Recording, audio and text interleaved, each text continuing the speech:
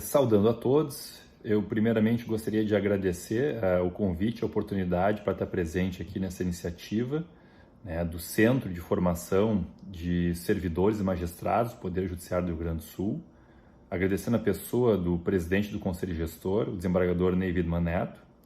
É uma honra poder estar aqui, de alguma forma, contribuindo com essa iniciativa. E o tema que me toca falar é o tema da proteção de dados. É um tema bastante atual, um tema que diz respeito a todos nós. Muito bem, o tema da proteção de dados, imagino que todos devem saber, ele ganhou bastante atenção no Brasil nos últimos tempos, especialmente por conta da edição da Lei Geral de Proteção de Dados, a Lei 13.709 de 2018. Essa lei, ela ainda não entrou em vigor e por aqui a gente já começa tratando as atualidades relacionadas à temática. Nós não temos em vigor a lei ainda. Ela deve entrar em vigor se tudo correr como programado do que está previsto, né, na sua edição e algumas regras posteriores que também vieram a ser editadas. Ela deve entrar em vigor em agosto de 2020.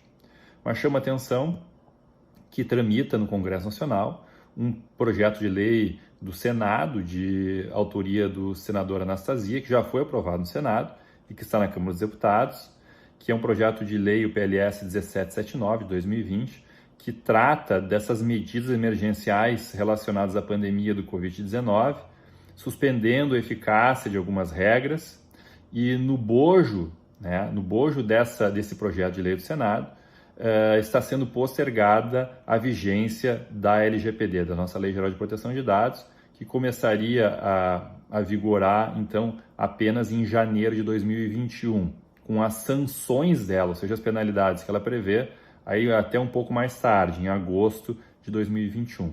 Mas esse PLS não foi ainda aprovado na Câmara, né? Não foi aprovado, então resta em aberto essa questão da vigência da LGPD, da lei que nós vamos tratar aqui.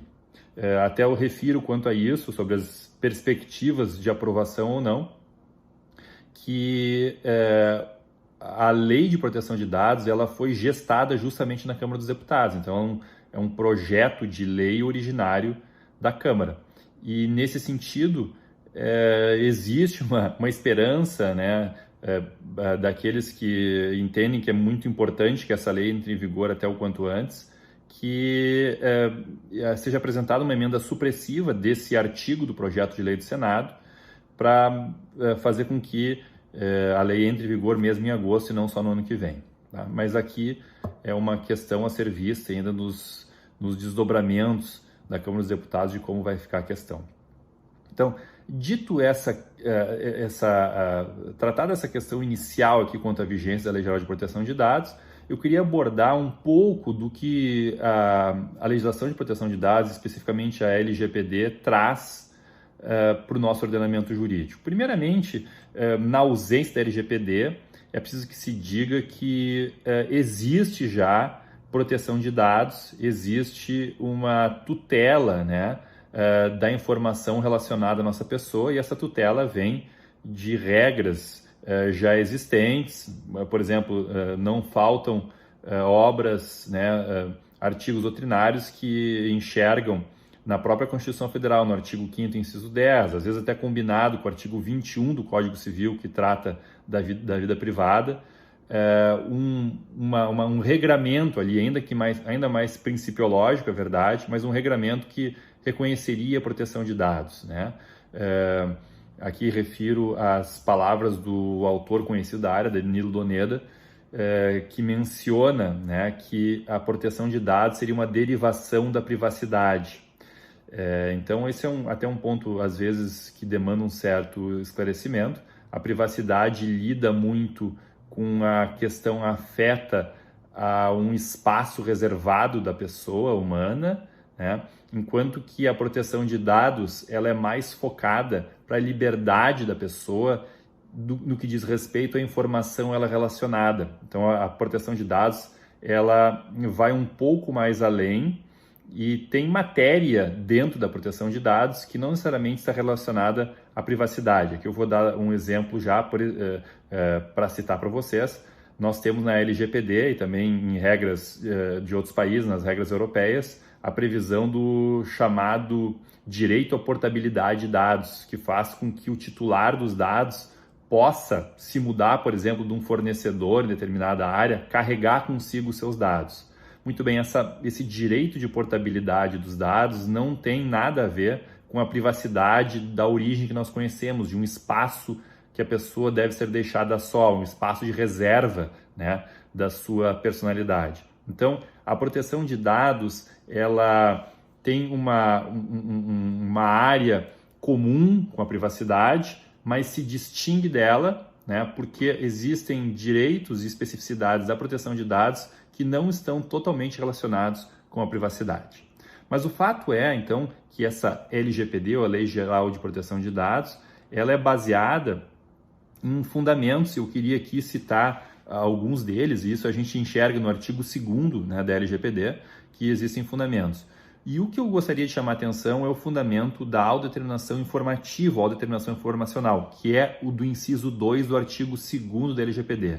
A autodeterminação informativa diz respeito justamente a essa autonomia das pessoas de elas terem um controle acerca dos seus dados, né? Acerca da informação que os outros também têm sobre as pessoas, sobre nós mesmos, né? Então, a autodeterminação informativa vai dizer quem pode ter uma informação a nosso respeito e em que medida essa pessoa jurídica ou pessoa natural pode tratar a informação a nosso respeito, pode dispor desse dado e pode utilizar esse dado. Essa autodeterminação informativa é algo que foi, na verdade, importado do direito alemão, esse conceito, né?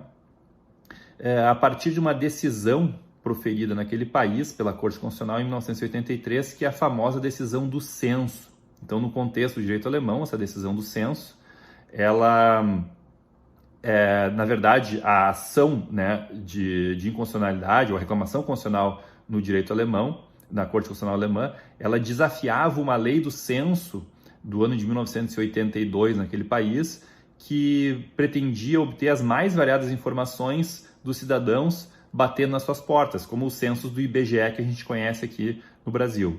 Então, algumas associações se insurgiram quanto ao volume de dados que estavam sendo coletados e também quanto ao fato de que esses dados estavam sendo coletados para posterior compartilhamento entre os órgãos públicos. Então, a Corte Constitucional Alemã, ela determinou que deveria ocorrer uma limitação na quantidade de dados coletados, e ela colocou lá o princípio, então, de que o indivíduo deve ter uma noção acerca do que os outros sabem sobre ele próprio, acerca dos dados deles que estão transitando por aí. Então, essa decisão ela é muito emblemática porque trouxe essa ideia da ligação da proteção de dados com a liberdade do indivíduo. E por isso consta hoje na nossa lei essa expressão autodeterminação informativa, né? É uma conquista que veio da jurisprudência alemã e que chama atenção, então, para essa necessidade do controle, que nós devamos saber, que deve haver transparência daqueles que tratam os nossos dados pessoais, para que a gente possa, no mínimo, né, ter uma noção de o que os outros sabem sobre a nossa pessoa. Bom, passada essa ideia da autodeterminação informativa, existe na lei regras que tratam da aplicação da lei, inclusive com algumas excludentes de onde não se aplica a lei. Por exemplo, para as questões de segurança pública, para questões da lei do dado pessoal que é utilizado pela pessoa natural para finalidades domésticas, então ele não se aplica. Mas eu queria focar aqui num ponto que é o próprio conceito de dado pessoal. Eu sempre chamo a atenção que o conceito de dado pessoal ele é um conceito que ele é quase uniforme nas legislações mundo afora. A gente costuma tratar também a LGPD em paralelo com o Regulamento Europeu de Proteção de Dados, que entrou em vigor na Europa em 2018, que, na verdade, é um desdobramento de regras anteriores europeias, né? Como a Diretiva Europeia sobre Proteção de Dados e leis nacionais sobre proteção de dados, numa ampla tradição que aqueles países possuem de regulação da matéria. Só para terem uma ideia, A primeira lei de proteção de dados é do Estado alemão de Hessen, de 1970. Né? Então, há realmente uma tradição na regulação e na discussão da matéria que está bem mais à frente da realidade jurídica brasileira sobre o assunto. Então, nesses conceitos da Lei Geral de Proteção de Dados está o conceito de dado pessoal. Me permitem aqui passar para vocês que pelo artigo 5º, inciso 1 da LGPD, dado pessoal é toda informação relacionada à pessoa natural, identificada ou identificável. Então, isso é um ponto também bastante importante. A LGPD, ela protege a pessoa natural, são os dados relacionados à pessoa natural, né? Não, a pessoa jurídica, a princípio, está excluída da LGPD, são as pessoas naturais. E notem bem, é o dado relacionado à pessoa natural. Esse é um ponto bastante importante porque, em muitos casos, se ouve em algumas discussões que são os meus dados ou os dados de minha propriedade.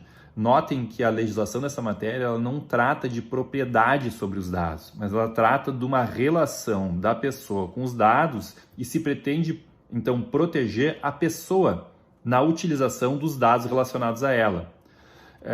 Entendo que os melhores ensinamentos, no que diz respeito ao conceito de dado pessoal passam pela ideia de que o dado é na verdade, um elemento de uma sociedade onde existem inúmeras relações, em muitos casos, relacionadas a um dado. Eu quero dar aqui o exemplo da atividade médica, do paciente, por exemplo. Então, o dado, sem dúvida alguma, do paciente, está lá no seu prontuário, ele é relacionado ao paciente, mas nós não podemos dizer que o paciente é proprietário daquele dado. É relacionado a ele, mas também é relacionado ao médico, porque o médico atendeu o paciente. É relacionado muitas vezes a toda uma equipe médica de profissionais da saúde. Então, existem o paciente, os médicos, enfermeiros, etc., fisioterapeutas, nutricionistas e assim por diante, a própria instituição de saúde, em muitos casos, o plano de saúde e etc. Então, vários agentes podem, em tese, lidar ou tratar aquele dado pessoal, de modo que a gente vê que essa disciplina da proteção de dados, ela realmente busca achar as respostas de quem, em cada situação, pode tratar um dado pessoal ao limite para o tratamento do dado pessoal. Então, esse conceito de dado pessoal ele é bastante ilustrativo, porque ele não nos coloca como proprietários absolutos do dado pessoal.